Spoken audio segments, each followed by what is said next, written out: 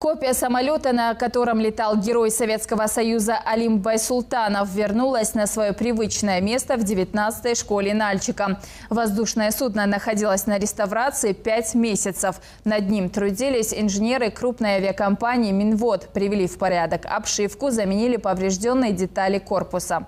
Увидел обновленный штурмовик Никита Маевский.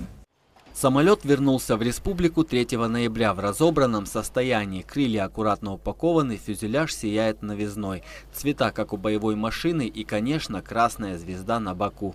Путь из Минеральных вод домой был легким. Тягач с ценным грузом на борту везде пропускали без задержек. Следующие параллельным курсом машины терпеливо ожидали, когда смогут обогнать тихоход. А проезжая мимо, подмигивали аварийкой и всячески приветствовали попутчика. Как прошли месяцы реставрации, рассказал идейный вдохновитель проекта. Полностью реставрационные работы проведены в полном объеме. То есть полностью очищена старая краска, все элементы, которые были повреждены, которые необходимо было восстановить, изменить, поставить, все элементы обновлены. Вот кабина пилота, как видите, стекла все новые. Там винт один был, необходимо было обновить полностью, колеса обновили.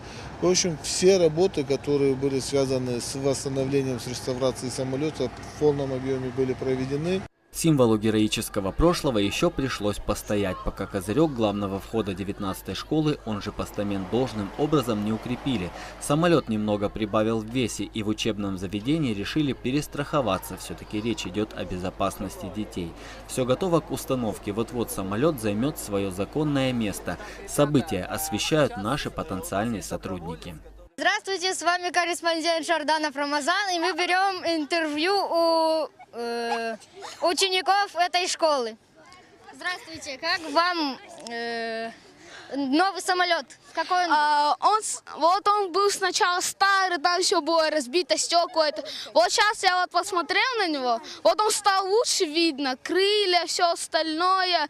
Двигатель и рулевая система исправны, говорят специалисты авиаремонтного предприятия, но их специально заблокировали, чтобы увлеченные школьники не дали команду от винта. Никита Маевский, Николай Литовка. Новости дня.